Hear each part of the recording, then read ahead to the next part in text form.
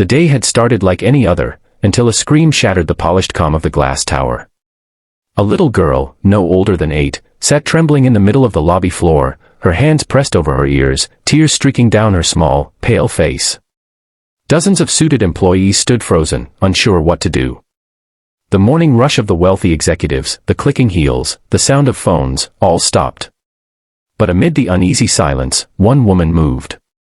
Her name was Mira Lawson, a soft-spoken receptionist with tired eyes and a heart far bigger than her paycheck.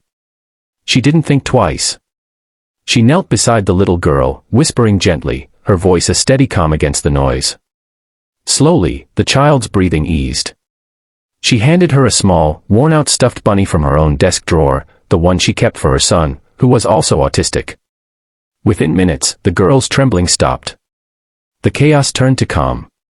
And that's when the world noticed something else. The child she had comforted was Clara Hale, daughter of Adrian Hale, the billionaire CEO of Hale Enterprises. Sparkles, before we go deeper into this heart-touching story, if you believe in kindness, second chances, and the beauty of helping others without expecting anything in return, please like, comment, share, and subscribe to our channel, Light of Kindness. When Adrian Hale arrived moments later, his security team surrounded him. He cut through the lobby with his usual commanding presence, tall, sharp-suited, and carrying the cold authority of a man who'd built an empire from stone and silence. Everyone expected a storm. The staff braced for shouting, perhaps firings. But what none of them knew was that behind Adrian's power was a man haunted by loneliness and guilt. His wife had passed away 2 years ago in an accident, leaving him to raise Clara alone, a child whose world was drawn in quiet colors and delicate sensitivities. She rarely spoke, barely made eye contact, and feared unfamiliar sounds. Adrian loved her fiercely but felt helpless, locked outside her world. As he entered, he saw Mira sitting cross-legged on the marble floor beside Clara, whispering softly and gently stroking the child's hair. For the first time in months, Clara wasn't afraid. She was humming. That tiny sound broke something deep inside Adrian. For a fleeting second, he wanted to thank the woman who had reached his daughter in a way he never could. But before he could say a word, his operations manager, Evelyn Cross, stepped forward with that tight corporate smile that hid cruelty beneath it. "Sir," she began sharply, "this employee was neglecting her duties and disrupting the lobby. I've already terminated her." Mira's face went pale. The color drained from her cheeks, and her lips parted slightly, as if words had simply given up. She stood there clutching her bag, holding back tears, too stunned to protest. The girl she had comforted clung to her hand, whimpering softly. Adrian's jaw tightened. The board meeting waiting upstairs, the investors expecting his brilliance, all of it blurred. He turned to Evelyn, his voice a low, deliberate whisper. "You fired her," he said slowly, "for helping my daughter." Evelyn stuttered, realizing her mistake too late. But he didn't shout. He simply said, "Reinstate her. Immediately." However, Mira shook her head. "No, sir, please. It's all right. I understand," she whispered.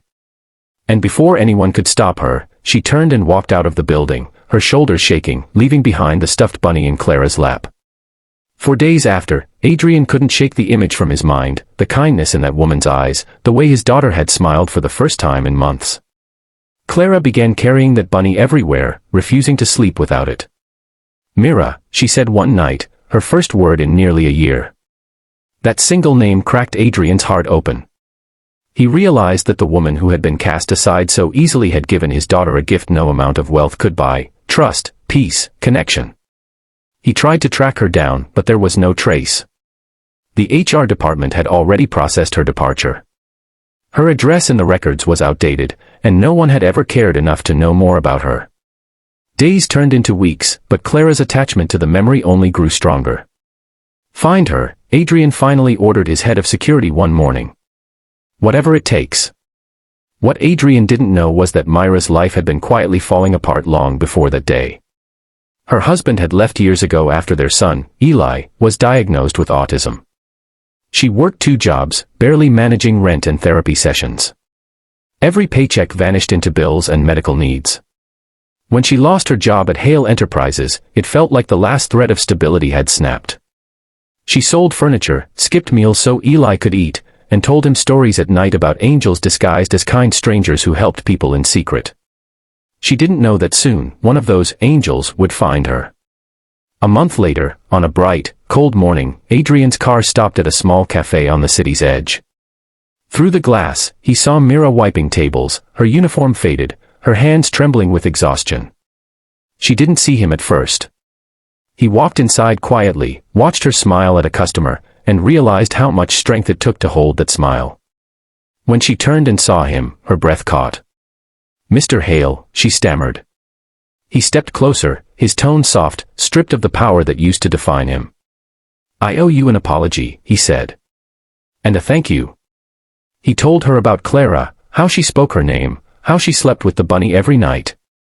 Mira's eyes filled with tears, and she covered her mouth, overwhelmed. "You don't owe me anything, sir," she whispered. "I just did what any mother would do."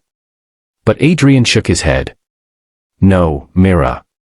You did what no one else did. You saw her." He offered her a new job, personal caretaker for Clara, with triple the salary she'd ever earned, flexible hours, and a full medical plan that would cover Eli's needs. At first, she refused out of pride, but Adrian simply said, "Please. Don't do it for me. Do it for Clara."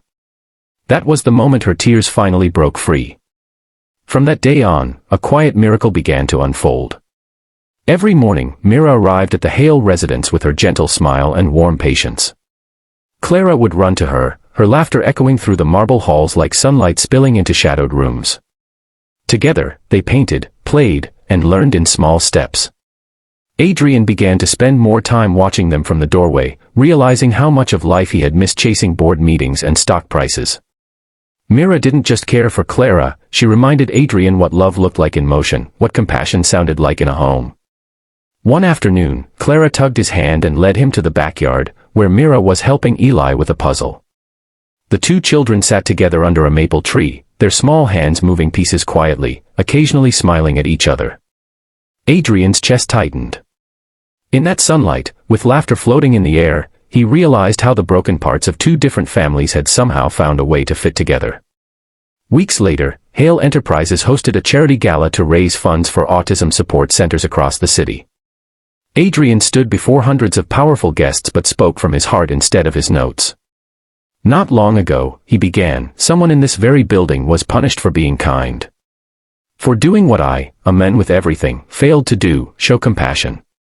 His voice trembled.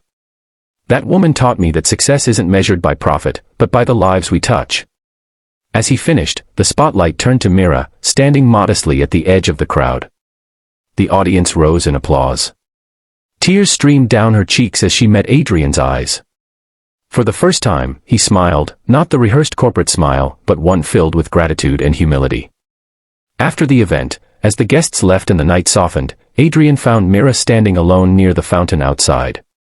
The city lights shimmered across the water. "You changed my daughter's life," he said quietly. "And mine." She smiled softly. "Maybe she changed mine too," she replied. They stood there in silence, two souls connected by kindness that had once been punished but had now become the seed of something beautiful. Months passed, and Hale Enterprises launched a foundation in Mira's name, the Lawson Project for Autism Care, funding therapy and education for families in need. Clara and Eli became inseparable friends, growing together in ways no one had expected. Adrian often visited the small learning center they built, watching children play freely while parents shared stories of hope. The story spread beyond the company, of a woman who lost her job for an act of compassion and a CEO who learned that true leadership begins with the heart. It touched millions online, reminding the world that kindness, though often unnoticed, never truly disappears. It always finds its way back. And sometimes, it changes everything. Dizzy, if this story touched your heart, please take a moment to like, share, and subscribe to Light of Kindness, because every view, every comment, helps keep stories of love, humanity, and second chances alive.